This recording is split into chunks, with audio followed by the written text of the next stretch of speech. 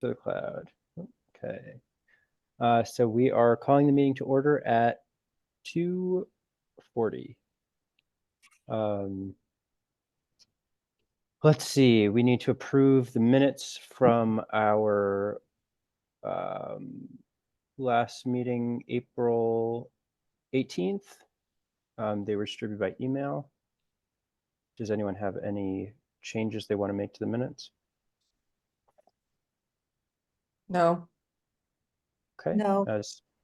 So we'll approve the minutes from 4/18. Pamela, you have some agenda items you want to cover? Yes, do you want me to go first in case Posey dials in?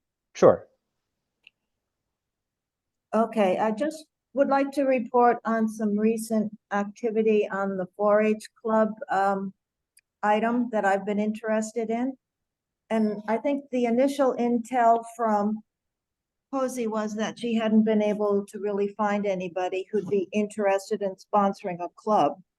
So I can understand that people are busy trying to farm and grow vegetables and don't have time at the moment to think about it. And then, so I started thinking about perhaps flowers or ornamental shrubs might be a good topic. And I know there are some women trying to create, well, they have created a flower CSA. So there's room on this island for some flower activity. So I spoke with two friends of mine who are with the garden club, Barbara Halstead and Sarah Ann Miller. And we met the other day and they brought Beth Davies, who I believe is the head of the trustees or the chair of Sustainable. I gave them some general info on what a 4-H club was and shared info on the vineyard, which has 7 clubs. I think the result was that there is a lot of interest in trying to make this happen on Nantucket, starting small. We were thinking that an appropriate venue would be the Boys and Girls Clubs, and that there were a whole host of topics: flowers, shellfish, dogs, whatever. So we also recognize that the summer is a very busy time. So our next steps are that I will contact the 4-H Foundation in Massachusetts, which is headquartered at Amherst, and get some marketing materials to explain to people what's involved in having a 4-H club. And also speaking with the Barnstable coordinator. Perhaps that person might come over and give a talk. So the goal now is to get more information and schedule perhaps an early fall info meeting with the community to try to see who might be interested and what topics might be of interest. So that's my report on 4-H clubs. Excellent. You said there, go ahead. No, I'm sorry, go ahead. You said there's 7 clubs on the vineyard. Did I hear that right? Yes. Yes. Oh, I don't have your email, I think. Well, maybe I do. I will send you what I have, a recent article from the 4-H Foundation about what they're doing on the vineyard. I think you've already seen it, Charity, but I'm happy to distribute it again. And they're also a potential source of information, and perhaps somebody would come over and talk about how they are doing. And the clubs run the gamut from painting to animal work. It all, and the 4-H Foundation is very flexible in terms of the topics that you can have. And it's not a club like Boys and Girl Scouts. There are no uniforms, there are no badges, there are no prescribed content. So it's pretty free form, and it gives kids the opportunity to work together and then, you know, join with other kids in the Commonwealth and elsewhere working on similar projects. So it's a way perhaps to connect with the outside world on issues. So there's 7 4-H clubs on the vineyard. Yes. Oh, Posey is here. Great. I don't see. There's one thing that I wanted to add to that. Hi. I was moving on the phone. sorry to be late, gosh. Well, you just missed my dazzling presentation on But- 4-H clubs, but I can read later. Charity, you had a question? Yeah, I had an observation, and I think I've mentioned this before. A very popular program in at the Lighthouse School was a horticulture program. They did have and they do have a tunnel, polytunnel. But when you mention the Boys and Girls Club, it occurred to me that that's a very similar program. I mean, they at the Lighthouse School, they taught these kids all sorts of stuff, you know, planting seeds, nurturing seeds, and it was a very I think it was a very constructive activity for them. So, you know, maybe it might be a perfect place to try to set that up. Yeah, we did talk about the Lighthouse School and we felt at it being a private school, it might not be an appropriate venue, but then somebody mentioned that at the Boys and Girls Club, somebody did construct a garden. Mhm. I think it's right below the solar panels. Right, So- actually, that was constructed by Valero. It was donated, and they don't have anything in it right now, but of course, you all know that we have a very robust farm to school program at Nantucket Public Schools with a greenhouse, and now we're teaching a sustainable agriculture class in the high school, and we have full access to the greenhouse there, and it's completely full of plants that the kids have been raising from seed and will be helping us to install in our Grow Box program. We set up 2 years ago under a Community Foundation grant. We deliver those through our marketing efforts in English, Spanish, and Portuguese to generally people. 50% of all the boxes need to go to citizens with in 80% or less of the area median income. So we have this program going. The kids are helping us grow the plants now. And hopefully they'll help us install everything. Does that constitute a 4-H club? It does not. But we do have, we do have programs all summer long that are summer camps with the Boys and Girls Club, with Mariah Mitchell, with the community school. Maybe we could use that as an opportunity to find out what the interest might be, and what other parts of the broad scope of 4-H clubs these other clubs would be willing to take on, because I don't have enough bandwidth for my employees to take on another project. I just keep taking them on, and they're like, stop. Right, and I just wanted you to know that I met the other day with two friends from the garden club, and they brought Beth Davies. Great. And she was interested from a sustainable perspective and was going to connect with you to kind of scope out the territory and see what potential there might be. We're talking after our farm meeting tomorrow at about 11:30. Oh, great. So yeah, we're Great, We're so we taking have this- some momentum. taking this to heart. And I wish there were more animals on the island. The only one who really had, I think the Valeros might have animals. I know Ray. Valeros Owen- does, yeah, Valeros has a lot of animals. Yeah, so maybe that could be an area. Ray Owen has some animals, a donkey, a couple sheep and goats, turkeys, this and that. One hope that I have is that if we had some clubs off the ground doing projects, they would then enter the harvest fair, Right. which I used to do Right. when I was in 4-H back last Mm. millennium. So, Right, I wrote a letter on behalf of the Harvest Fair at Abby's Slosak's request to Tom Brissett to see if we could get some funding from the Golf Club to help with the many new expenses that have been incurred because they're going out and buying some of the old tents from TJ and Andy Brennan. But you know, that's a whole nother scope. Right. CFN has taken them on as a sponsor, as a not-for-profit. So, you know, they've taken a new tact and they're really trying to capture funding to help with the expenses wherever they can, which is great. So, and what I ended up saying, Rosie, is that my task is to coordinate with 4-H Foundation at Amherst to get some marketing materials. Maybe with the, there's a coordinator in Barnstable. Right. So, and maybe have an information meeting in the early fall.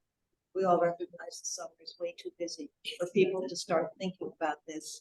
But we can get some, maybe early in the fall, we can have a community meeting to see what interest there is, both in terms of personnel and topics. Absolutely. I have at least two of the people running the 4-H programs on the vineyard are also friends. Good. That's another Julie, who is at Slow Farm, and Martha's Vineyard Ag Society, Lauren Lynch and I work a lot together. So we have places we can go. It's just finding other people who view this as a good thing and want to take it on. Because as I said, I just took on 2 more projects and I think I'm nuts. But I'll bring those up later. So you all went through the process of who's here and all that stuff. Is Jacob here too? Mhm. Oh, hi, yeah, okay, so we have a Rosie. forum. Yes, we have a quorum. We started the meeting. And I'm so sorry I was late. I had to go pick up my husband off that ferry, and it was mobbed with wine festival. You couldn't get it picked up fast enough. If you don't mind, I'm happy to just do the next item on the agenda. Please. Turn it over to No, Rosie, let's, who has not been. let's keep going. What I wanted to talk about was deer. Hmm. If it's one thing people on this island are totally agreed upon, we have a problem with the deer. So I just stumbled across an interesting project about deer contraception, which is, and the expert on this is actually at the Tufts Vet School at Grafton. About 10 years ago, the town of Hastings on Hudson in New York wanted to get started on on reducing the deer population. And so they connected with Dr. Rutberg at Tufts. And he's come up with a deer contraception method. And there are 2 findings that, 3 findings that come out of his work over the last 10 years. The first of which is that it works. It may, over time, I mean, there's no drastic fall off. But what he's been doing is they essentially attract the does and give them and shoot them with a contraceptive. And it doesn't have to be done all year. I mean, every year. It has, let's say, 2 out of 5 years. And the other finding is that the deer don't travel. The does don't travel. The does stay in a fixed location. So it might be possible to trap and deliver the contraception there without having to do a big census of the entire island. So I think it would be great, given the interest in reducing the population for horticultural purposes and for health purposes, to perhaps find an entity that'd be willing to ask Dr. Rutberg to come down and at least talk about his work. So they have found, at least Hastings on Hudson found that they did reduce the deer population substantially over that period of time. I would be thrilled to get some grant funding to get the professor to come out to the island and host it at a location that would attract people. We can start them up. That'd be great. And I just said, if we thought the program worked, I'd contribute to a study, at least a pilot study to make this happen. I think who would be some other, I mean, Dr. Leffery is obviously very keen some solution, but has been hampered by the PETA slash, deer lovers, Bambi lovers out there. Right, this is an alternative to Mhm. the slaughter, the slaughter that we can control. Well, the annual slaughter doesn't do the trick, either they need to give people more tags, to shoot Mhm. more deer, but I think for the most part, people kill as many deer as they can. As they're licensed to, and then it works out to be about, what was it? Somewhere between 900 and 1,200 deer, and everybody prefers the bucks, but I don't think there's a limit on how many doe you can kill. I don't know. Yeah, I don't think there's a limit. I think you just need to buy tags. Right. Um, Hmm. Perhaps Land and Water Council may be interested. Deer are we can think about them as a non-native invasive species. So,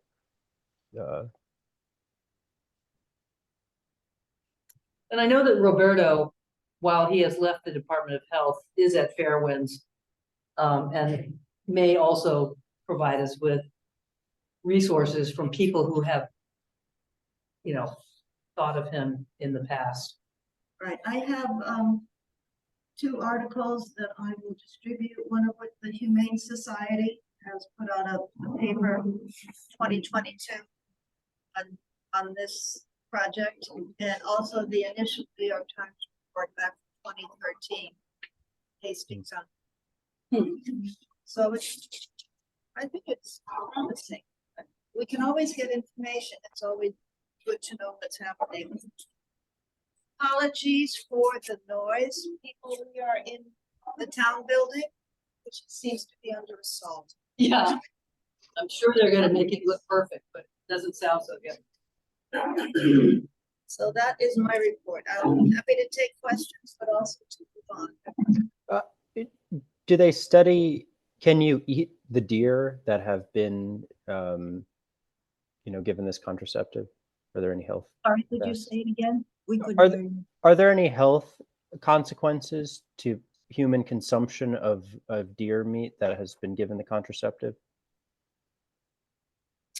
I don't know. That would be an appropriate question to ask.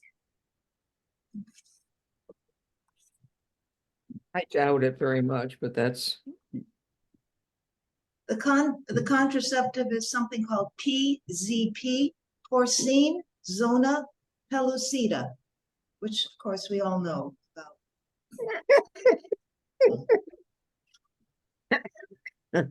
Vaccine, huh. But given that we are an island, we are a perfect Mhm, place mhm. for a study because we do not have an influx. Right. There's It's no kind of- movement among the deer except on the island. As Yeah. many are removed, are the only ones that are replaced are conceived here. Right. Dr. Leprine might know that answer to that question, Sure.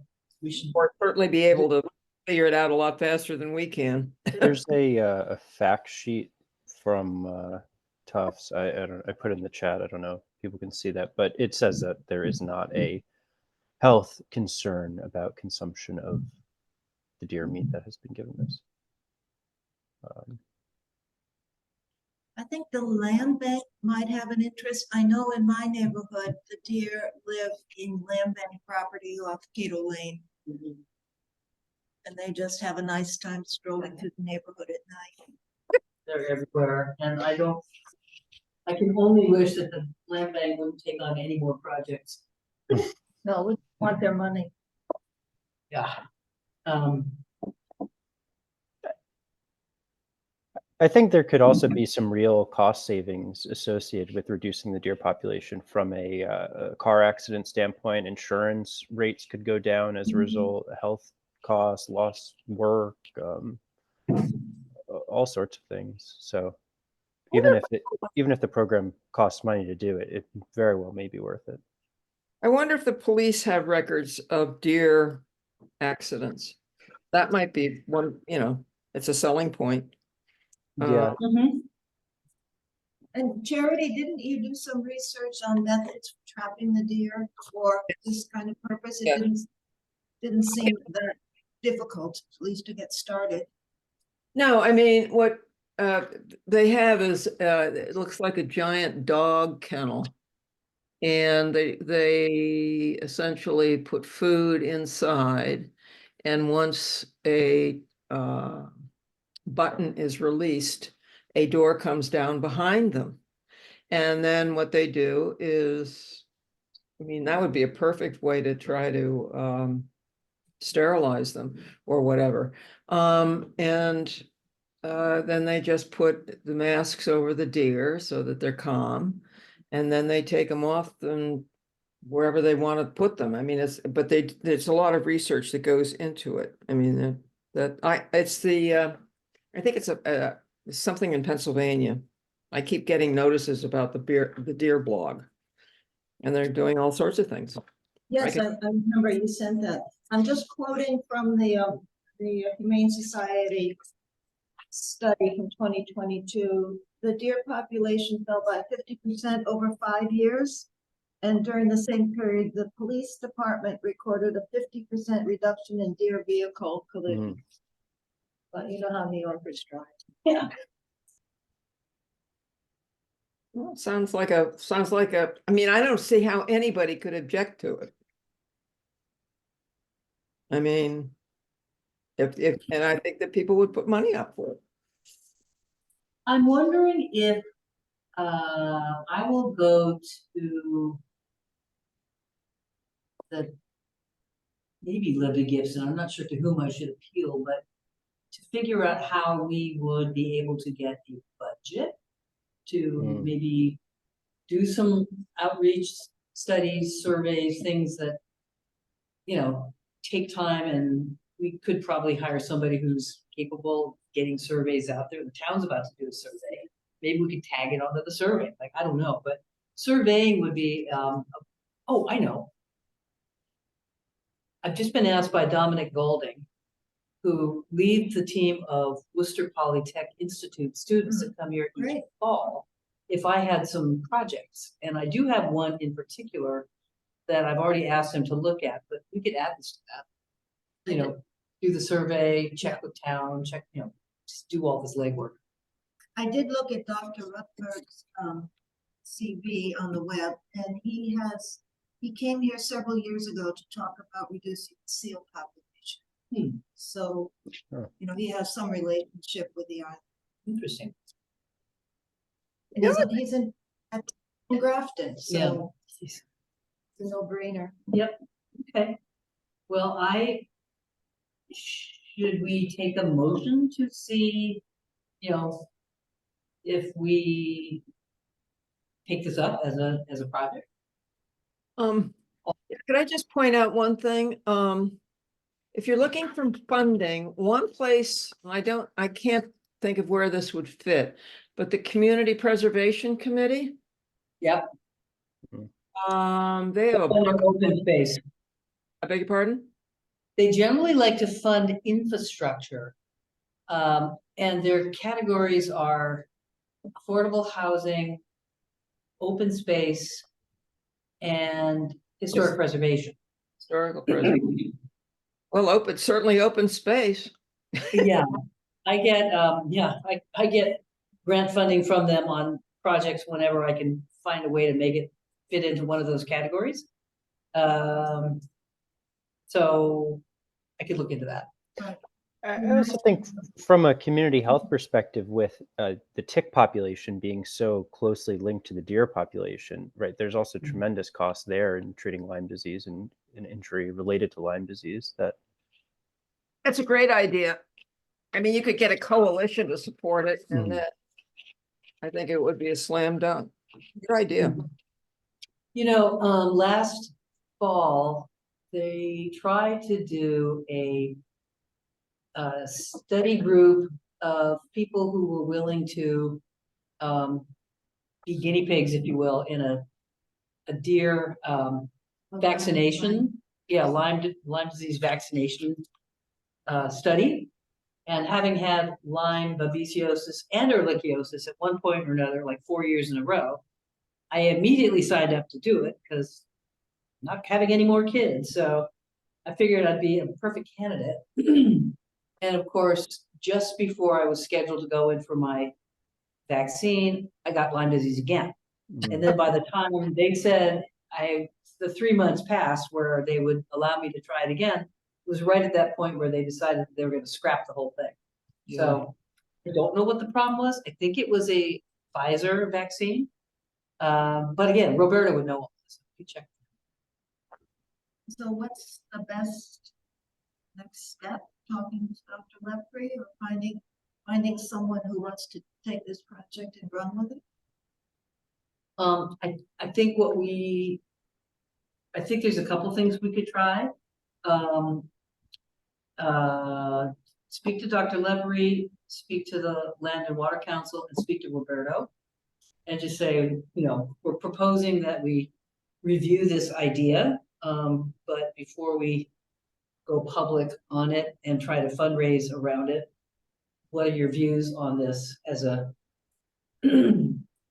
as an issue, and what steps would you take to see if we could engage the community? What's the right, if we could get WPI to take it on as a project, it's just worthwhile knowing ahead of time, or at least survey who would say no to it.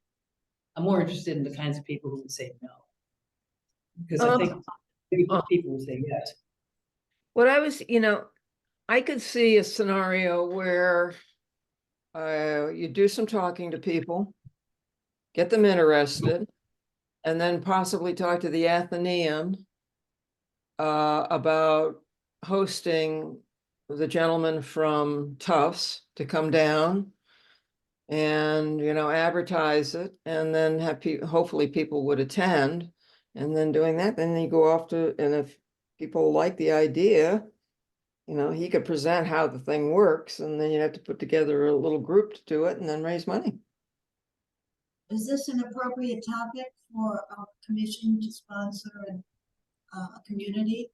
Yeah. Distribute, publicize this and ask people public comment in a meeting form? Shall we take a vote? Yeah. Okay. All those in favor of initially taking this on as a project, which would require organization, advertising, surveying, and then possibly enacting the solution. All those in favor, and I'll go because we're supposed to do a roll call. Pamela? Aye. Charity? Aye. Jacob? Aye. Posey? Aye. So we'll just say, I'll make a note. 4 out of 5 present. Yes. This is not right. Okay. Great. Put that in the minutes, and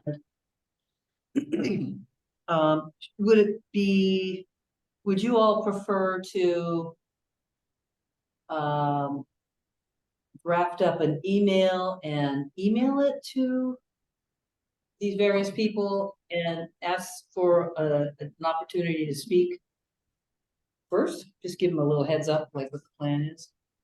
Maybe with links to these articles, and say that our ag committee is interested in taking this up as a potential solution, deer reduction, and but we need to make sure the leaders with insights into this mini multiple year problem are in favor.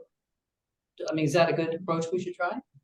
I think that's excellent, Posey, and I can see this, if this gentleman was invited down, I can see a forum where you'd have Lepre, you would have someone from the farming community, you'd have somebody from the insurance industry, the police department, and all of them sitting up there in the top room at the Athenaeum and discussing something like that with the prime, primarily with this man making his presentation, and then the backup from community leaders about how this is worth a try, something like that. Yeah, I think that's a good way to go. Okay, great. Oh, could I ask one more? I don't mind. Can I ask Yeah. one more question? Pamela, do you know if there is anything on YouTube that might be this man making a presentation? Mhm.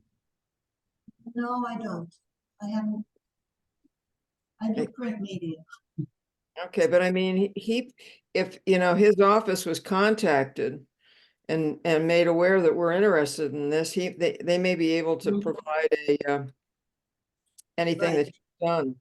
And that would, and then we could put that in an email for people to watch it so they get a sense of what he's proposing. So, I'm not sure what you're asking, Charity. Are you, there are two things. One, to look on YouTube to see if there's a presentation already available. The other is to signal to his office that Nantucket is interested and we'd like more information. okay, And then when we send out emails, we could include a link to that YouTube if there is one. And just say to, Not the YouTube release to his study or something. right. and I then didn't see any articles on his CV at the Tufts, on the Tufts website.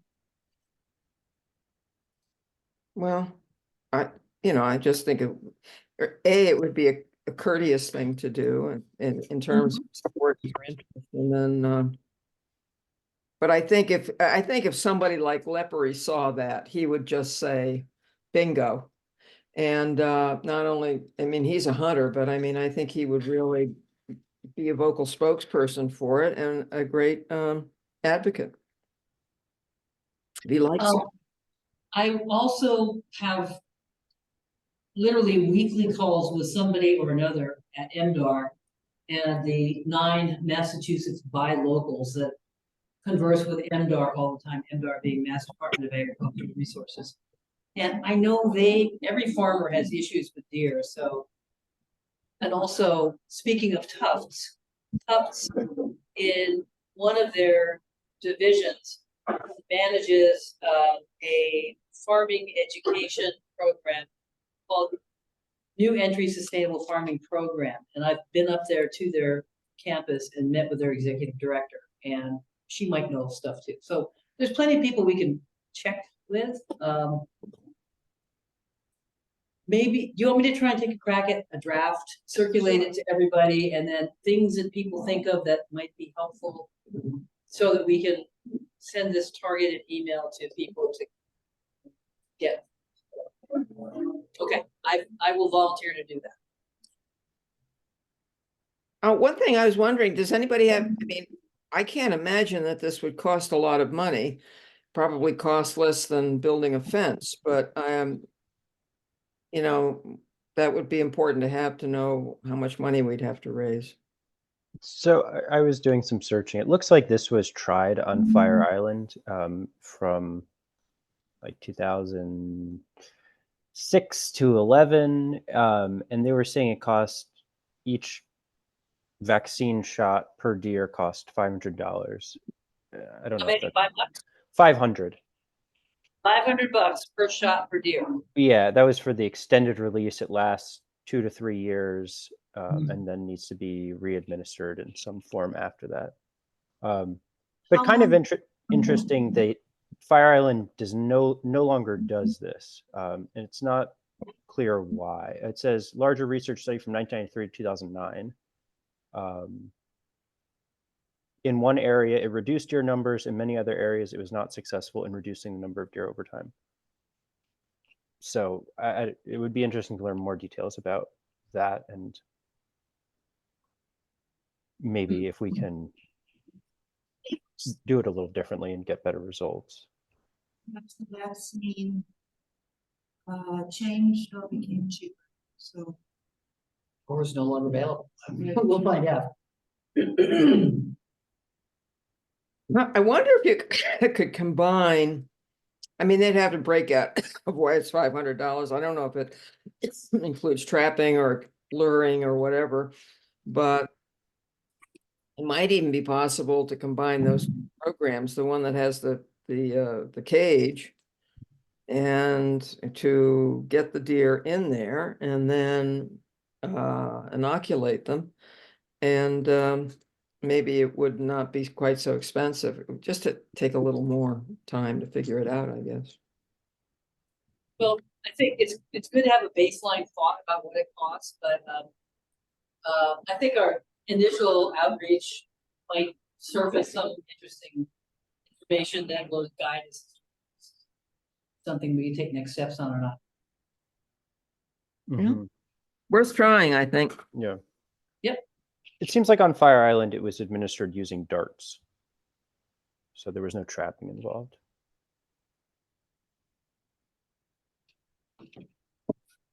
Well, then you have to have staff going out and, I mean, finding the deer, right? I don't know.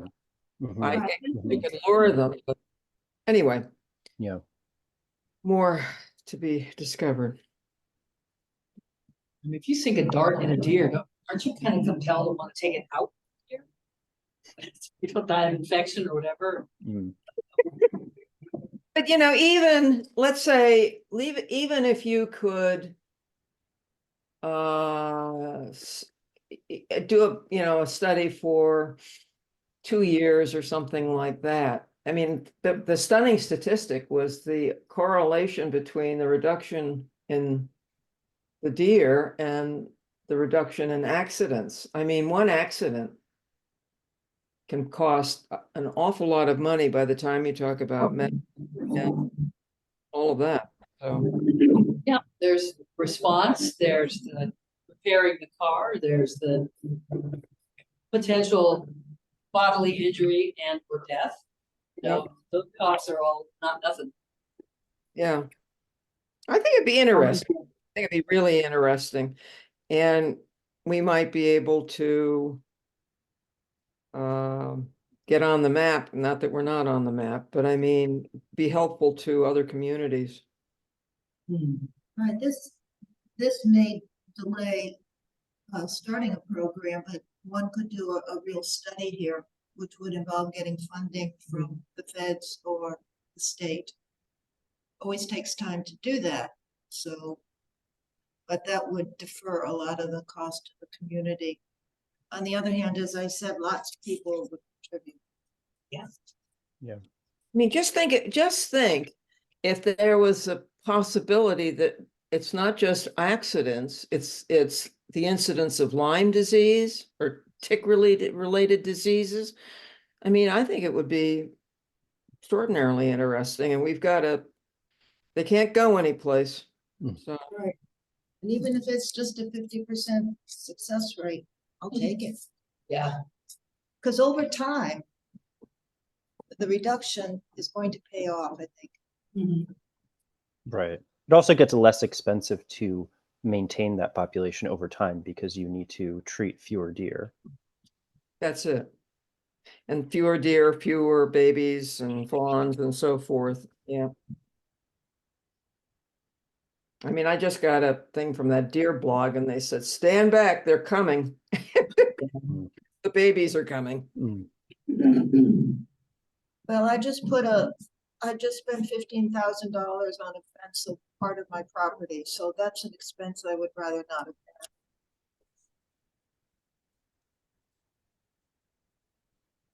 Okay.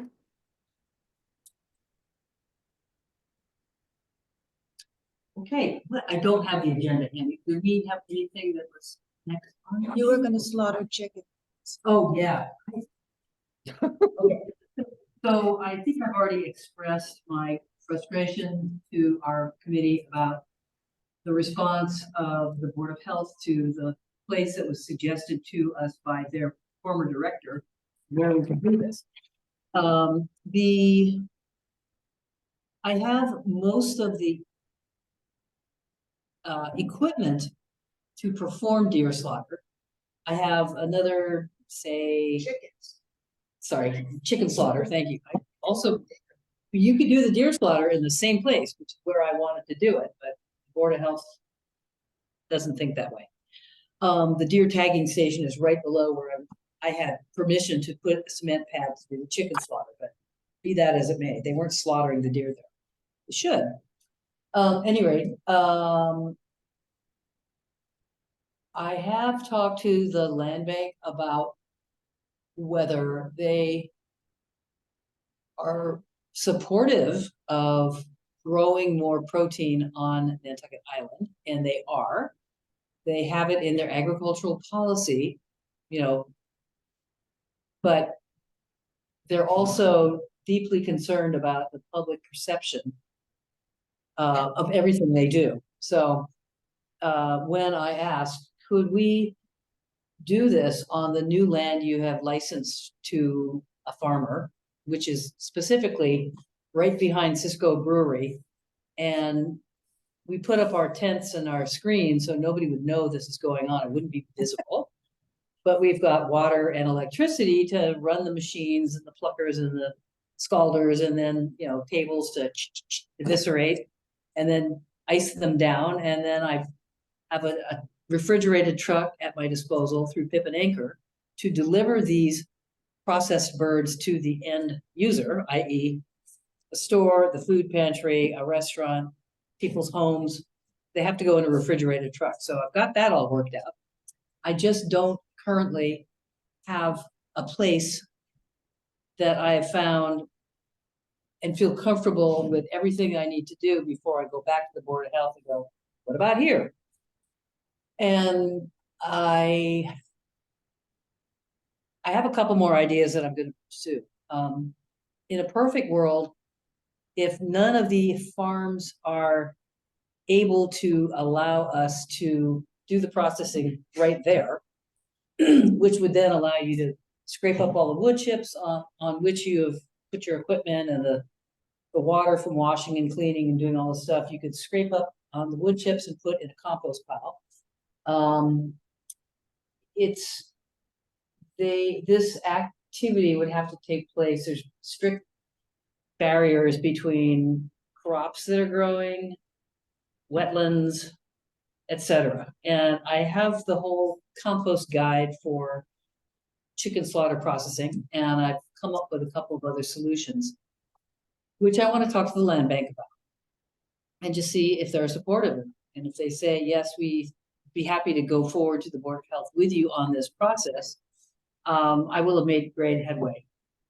And if they say, no, we just can't bear the thought of people saying, I can't believe you're slaughtering chickens on land bank property, my answer would be, do you eat? But at any rate, if I need to, I will swap out this trailer that I own now to store all my equipment and maybe get one of those shipping containers. I think they're very much available in Baltimore. Sorry. I'd get one of those trailers.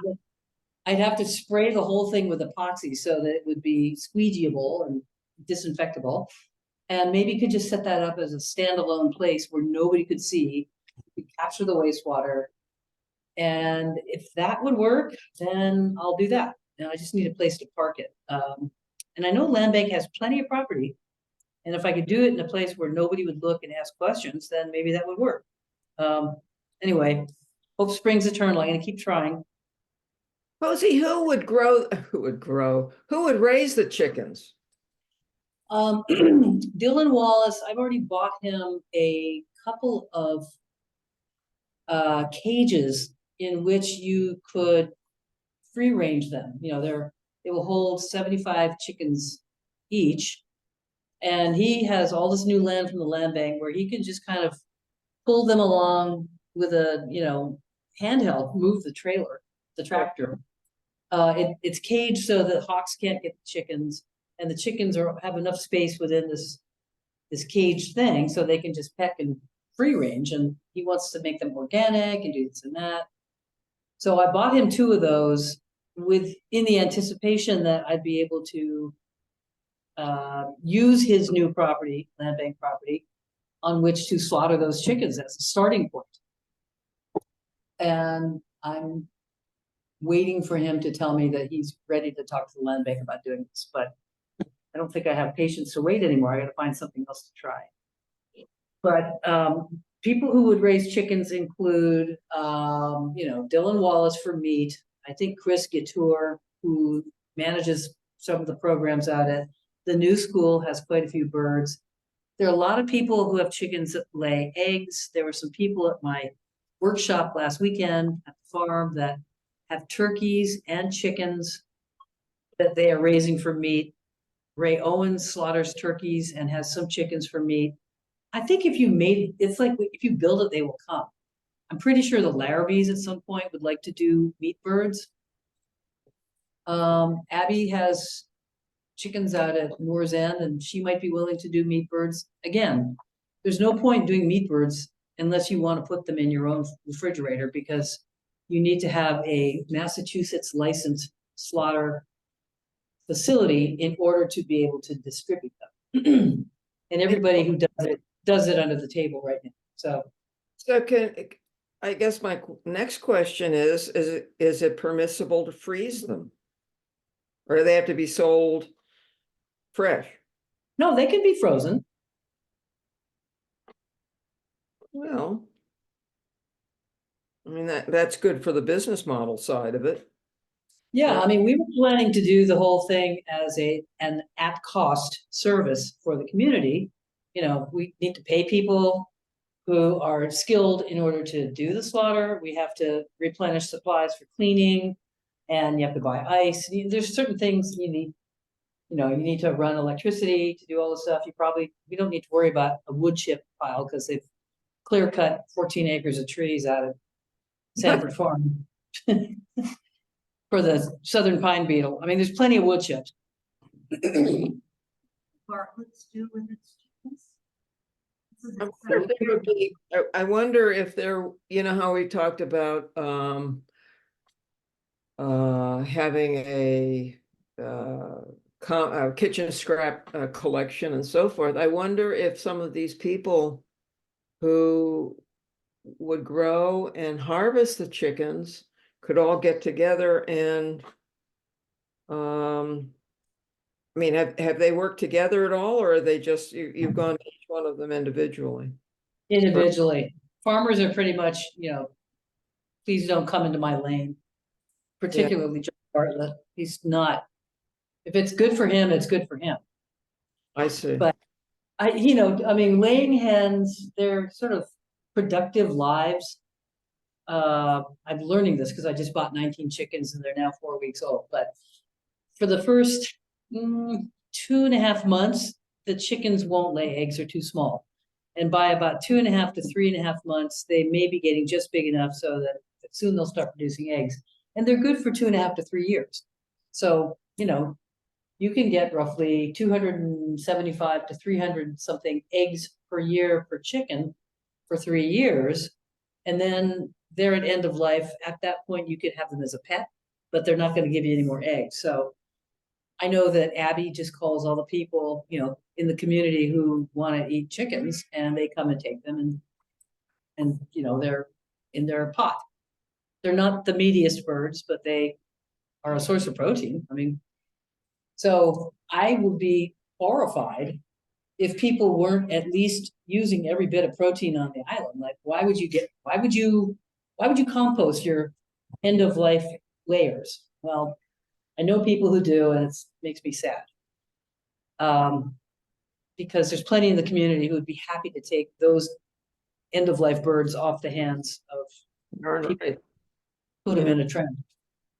And I won't name suppose names. Squam Farm wouldn't be an option, would it?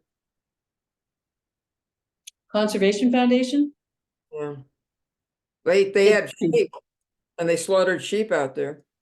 Yeah, I have asked my board member, Randy Hudson, to have a word with Cormac, because they're big hunting friends. So I'm waiting for that conversation to take place. I think Cormac's dad passed away recently, so. Okay. But thank you for thinking of that. It's good. There's so much land, there's so much Conservation Foundation land that, you know, might suffice. Okay. But I can't be anywhere near a wetland. It's just gotta be, you know, well, it's 100 feet from a wetland. That's not that, it's a pretty big barrier. Anyway, that's the chicken thing. I have to spend my grant by June 30, and I'll just buy everything I need and I'll just keep working on it. But you just mentioned food scraps, and I had gone, I think maybe last time we met, I had just been to Food Scrap Enterprise in Rhode Island. Remain Nantucket has taken an interest in food scraps because they now own quite a few food establishments, including Born and Bred, Corner Table, and now the Hive, which is the commercial kitchen operation out on Amelia. So they, you know, are trying to see if there's not some sort of a solution they could be a part of to, you know, working with the town and residents about a separate stream of food scraps from what's generally going into the compost digester. And the head of the DPW, Chris, whose last name I just forgot, Chris Young. Anyway, Chris and Elise Kellogg were with us down in Rhode Island. And, you know, I think there's an ongoing conversation about whether or not food scraps could or should be a separate waste stream that's picked up. And, you know, I think it's a great idea. I'm also working with an organic farm that's owned by one of my board members down in Saugerties, New York, and they are right next to a sawmill. So they have lots of available wood as feedstock to make biochar. And biochar is a really excellent soil supplement. Right. And so I just got an email from somebody going to one of our workshops saying, you should look into New England biochar. I look into them all the time. You know, they're right on the Cape. And I think we could actually have somebody might buy one of these biochar cooking machines, and we could take all of the pine chips that have been created from cutting down all the trees to eradicate the southern pine beetle. And it's not over yet. Those should all be turned into biochar. There's no reason they wouldn't. And it'd be great to mix with other fertilizer and really boost the soil nutrients. So that's another project I'm working on. But you know, it's going to be slow. Got a lot of projects. Well, sounds like the deer one is one we can go forward on. And then the 4-H thing, we can, you know, float that out there. Yep. And, you know, and then these others can come along as you are able to negotiate and get permission, I guess. Indeed.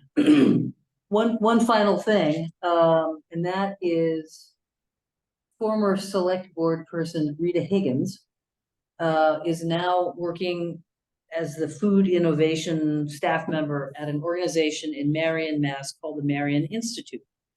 And she approached me about Sustainable Nantucket serving as the Nantucket County representative to help collect data on our, sort of do a food map. To which I said, God, there seems like so many people who are working on this Nantucket Resource Partnership, Food, Fuel, and Rescue, and a bunch of people who are all trying to get at different pieces of what is the need, what is the supply, you know, where are we having gaps. At any rate, she has pulled together 7 different counties, I think Dukes, Nantucket, because I said yes, and a bunch of others on the Cape to come up with this comprehensive food map under a program called CARROT. And CARROT stands for Communities and Agriculture Resilience Audit Tool. So I have asked the WPI students who actually did something very similar back in 2017. They created a food system assessment as one of their projects out here. So I just asked Dominic if they would be willing to work with me as part of this project and update that. And maybe there's different data sets that are more relevant now. And there's other not-for-profits on island that are working on different pieces, but you know, they could they could help us towards understanding what our sources, what our uses are and needs are on Nantucket to meet the data requests to create this carrot project and understand the 7-county food shed. So I can't even talk about it because it's confounding me, but I said yes to it. And so I would be happy to also see if WPI wants to take on some sort of a deer, you know, deep dive on how we can work with different parts of town to come up with a funding and an understanding of how we could do this deer contraception. I think they're a really great resource. Do we have data on the population? I'm sure that the Fish and Wildlife people who do the tagging every year could give us a pretty good sense. I also know a ton of hunters who might anecdotally all talk about it. They're all bow hunters. So, you know, they're the first ones out there in the season. But somewhere between those two, you know, and Dr. Leprey, we should be able to have some sense of what our population issue is. It's big. So those are all the items on our agenda. And Jacob, thank you for pulling it together and getting our meeting notice up to the town, which is very important. We don't want to be called out as not transparent. God forbid. Do we have a website? Is that on? It's a good question. Do we what? Website, is there a public facing means of our, I don't know. There is, yeah, there is on the town website. I'm gonna inquire about how to update that site. Great. That would be great, because I was talking with a member of the cemetery commission today, and she showed me these beautiful cards. They have ID cards, and there's a QR code on it that will take people they're talking to right to the cemetery commission website for further information. Great. So if they have comments, maybe we should have, if we could have anything for people to see. Yeah, I think that's really a good idea. So thank you for taking that on, Jacob. Mm-hmm. I'm assuming Maureen would be a good person to contact about that, or is there somewhere else you think? I think Maureen's perfect. Okay. She's so helpful. When is I've already pre-voted, but when is the vote? Tuesday. Okay. Next Tuesday. Yeah. Yep. And I can't believe next weekend is Memorial Day. God. Wait a minute. When is Memorial Day? Not this Friday or next. It's the week from this Saturday. Oh, okay. We got our first market. If it doesn't rain, I'll be really happy. God.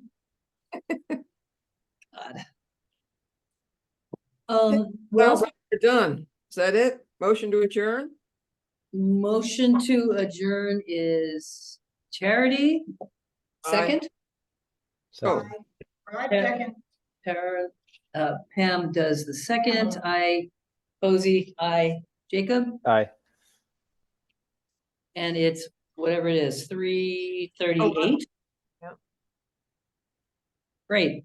I made some general notes. I don't know if you've been recording this, Jacob.